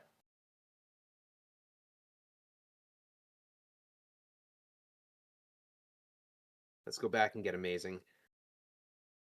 Ah, I hit the wrong button. Descend. There we go. Exit. Descend first, then exit. This is not the apple.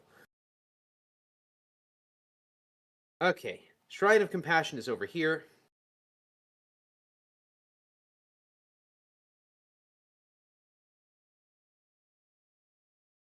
Is it Mystic Arms or Mystic Armor first, Phoenix?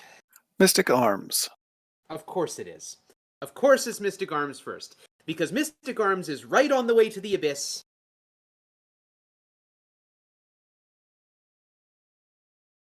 What do you think, chat? Should I balloon down to Serpent's Hold? Think I should take the balloon down?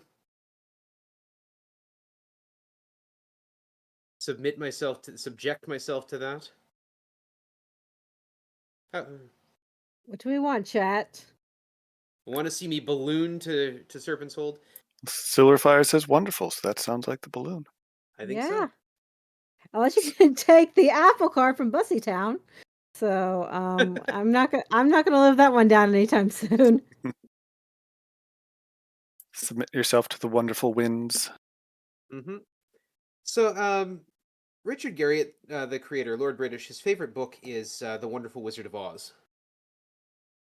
And so, ballooning plays a part in that, of course, as do the vagaries of the winds. But it's also from whence came the inspiration for truth, love, and courage in the form of, a brain, a heart, and none left. Oh no, I'm gonna have to mix winds frantically here. Well, the wind actually serves me some good here. That's where I wanted to turn anyway. Okay, I have 14 wind spells left. All right, here we go. So yeah, in the form of truth, love, and courage, in form of the Scarecrow, Cowardly Lion, and Tin Man. I did it again. Send first, then exit. This is Serpent's Hold. We have not been here before. This is where we'll find the Mystic Swords. And the last thing on the list has to be Mystic Armor. Indeed it is. Mm-hmm.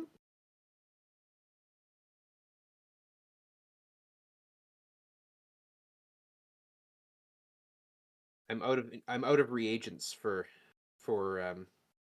wind change, so I've got to hope that this works out for me. I always pass to make sure some of my magic points come back, because otherwise I won't have the points to cast the spell. And even if you don't have the magic points to cast the spell, it still uses the spell up.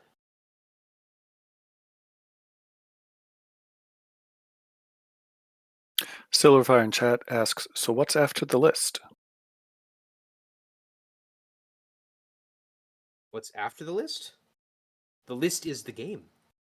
We are free. The list is everything. The list is all. Mystic All Armor. hail. Phoenix. Are we at item number 45? Find the Codex. Find the Codex. We're going to leave that balloon right there. I've had enough of it. That is some Cyclopes. I don't want to deal with those. Just going to blink my way south.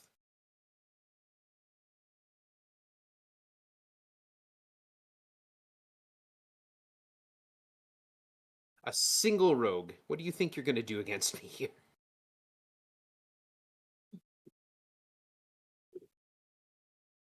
Okay, we're at pause.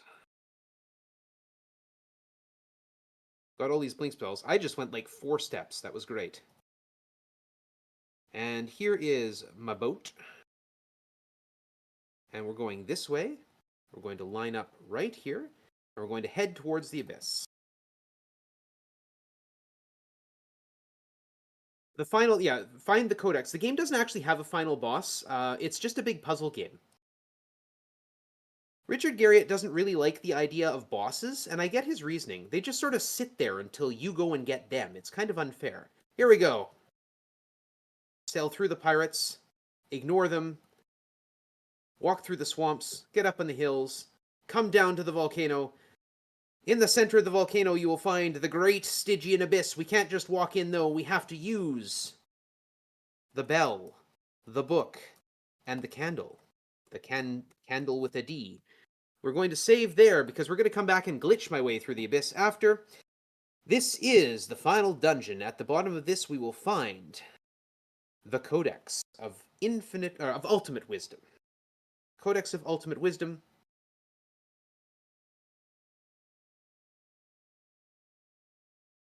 Now, you might be wondering why I'm running away from these fights. When you're in a dungeon room as opposed to in a normal combat, your virtues cannot be affected. This means that you can pick up treasure chests and things like that without problems. I'm going to cast an undead spell. I didn't actually mix any. Cool. I'm going to mix a few undead spells then. Better late than ever. Yeah, I mean, these aren't hard fights.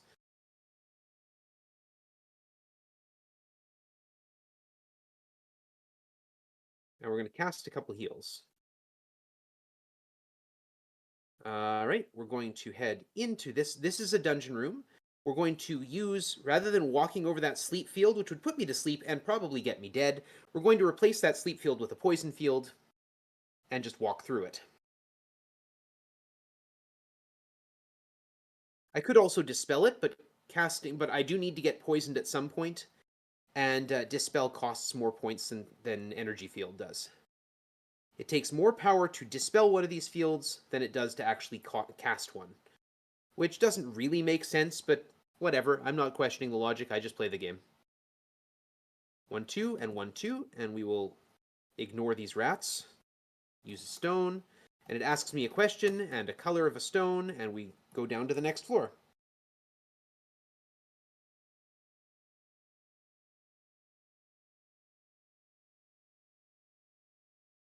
And again, I want to be poisoned because there's things in here that are going to try to put me to sleep. And I don't want them to put me to sleep, because losing 2 hit points every step in the dungeon, as opposed to in the rooms, is much more worthwhile than being put to sleep.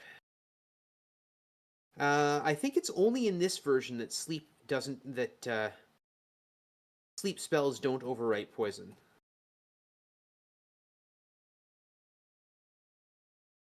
Send down. And here's a room I can finally take a break and heal up a bit. We'll wait a few turns, get my magic points back. Get 1 magic point back every step. And if we don't walk through the middle of that room, we don't have to free those demons. All right, we go around east. 1, 2, 3, 4, 5, 6. North 1, 2, and east 1, 2, 3, 4, 5, 6. Here we go. Cast an undead spell and then a tremor. My magic points were too low. I wasted a tremor spell. Cool. So the undead spell makes the undead run away if they're affected. The game doesn't actually have an afraid status. The way it makes them run away is by reducing their hit points to the point that they would normally run away. So here we go. Here's a tremor spell. Tremor does the same thing. It makes enemies run away, or it kills them.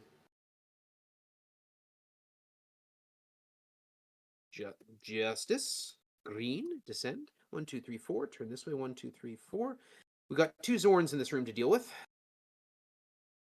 Hey, that was nice. Killed one with a tremor and got the other one to run away. Often, Zorns walk through walls, so often they just sit up there at the top and be annoying. That was actually a really good tremor. This is the worst room in the game, especially if you're photosensitive. If you have even just a slight bit of photosensitivity, you're going to see a lot of flashing here. Sleep spells happen a lot in this room, and it's really irritating. Put a little flaming oil there, and we're going to cast a tremor. And it killed none of the Reapers. Beautiful.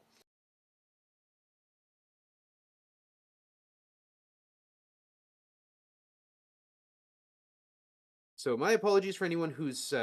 I tried to kill them, but unfortunately it did not work out.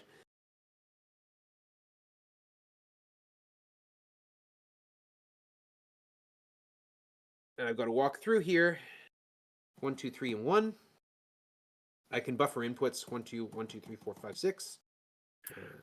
The game will buffer up to 16 inputs at a time. Sorry, Phoenix, go ahead. This room is even worse if you've left your sound on, because each time they cast sleep, it also has a screech that goes along with it. Mm-hmm. Yeah, every spell, I'll show you. This is what a spell sounds like. And it slows things down, which is why we have the sound off. Some slimes. They don't need to live anymore. Sacrifice is orange, descend. We need to go 2 south, 1 west, 1 south, and 1 east. And this is a maze of rooms. You can only enter it from that point if you want to actually get through it. Cast a quickness spell. The way quickness works is it occasionally gives you an extra turn. 50% chance every time you take a turn that you get an extra turn. It also includes the extra turns in your chance to get an extra turn.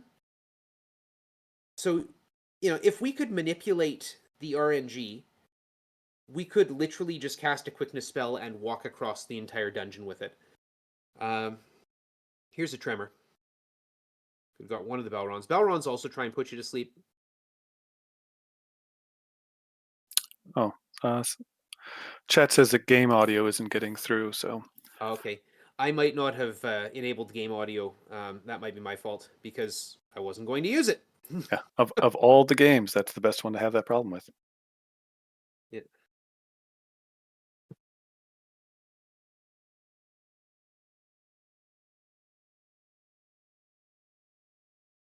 we go.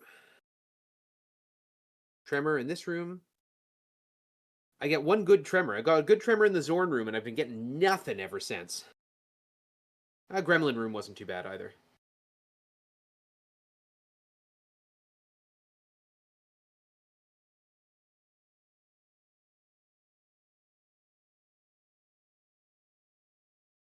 And honor, and it's not blue, it's purple.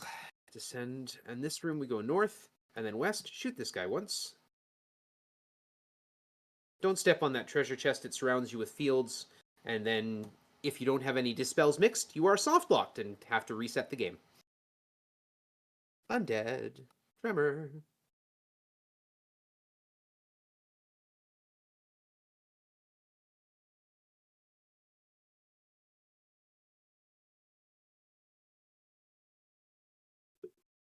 Get out of my way, please. Thank you.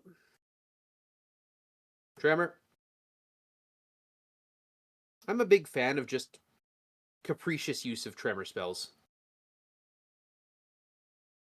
So one of the things about a Tinker Seed, Tinkers don't get as much magic points. They don't actually ever get, even if you have 50 intelligence, you don't ever have enough magic points to cast Tremor. So it makes the final dungeon interesting.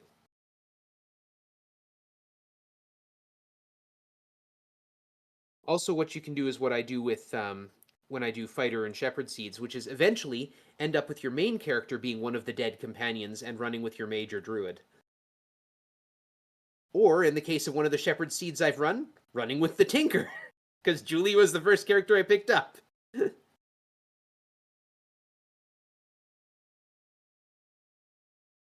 Hey, we're almost there. This is floor 8. 1, 2, 3. Yeah. So we are nearing the end of this run. So any last donations you want to get in before we finish up? Now is the time. Well, we still have the glitch of the abyss, right? That's true. That's true. We're waiting for my magic points to come back. This is the final room in the game. We step in here. We're going to cast a tremor spell. We're going to back down to a corner here, and I'm going to put up a poison field. So fire fields, like you've seen me use, they deal, 0 to 128 damage for any monsters standing in them at the end of the turn.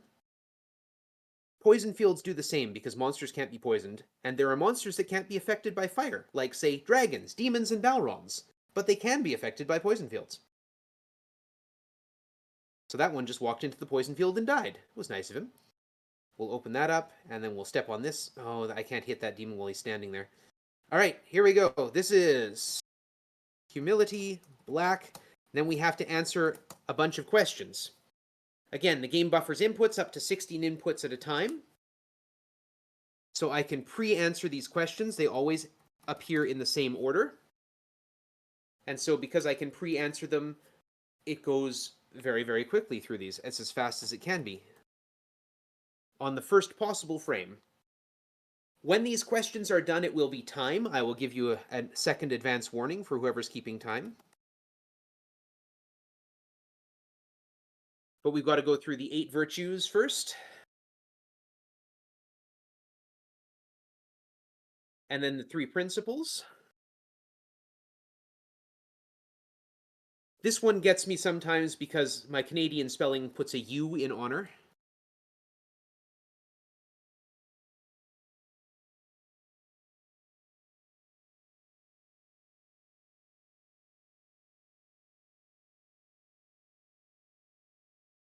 Well, that's between truth and love. I'm going to get the symbol that's being drawn out is the symbol of the codex. Mm-hmm. Put my glitch walk notes up.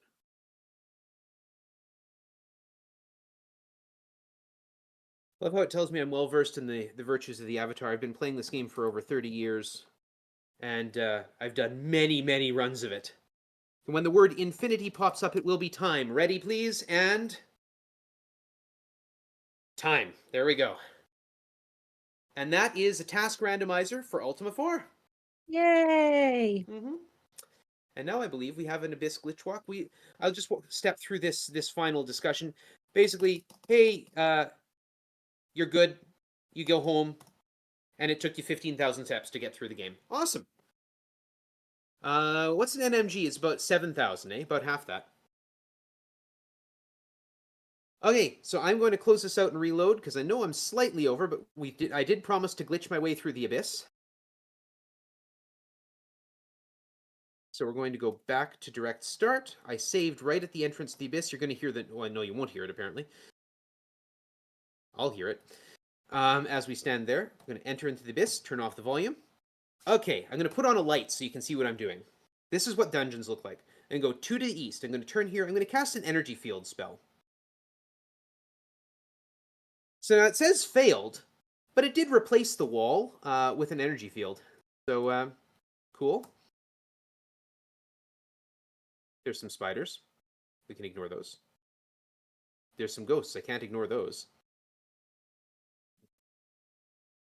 I can throw a random tremor, though. Go away. Get, shoo. This is what we were using the stones on. So we're going to turn north. We're going to cast an energy field spell there. It says failed.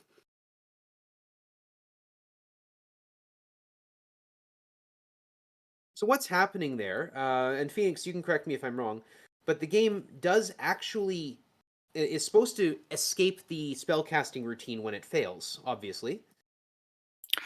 Yeah, it does a check to see if the spell can be cast. It sees that, oh, there's a wall there. It goes, oh, it can't be cast here. I'll throw up failed.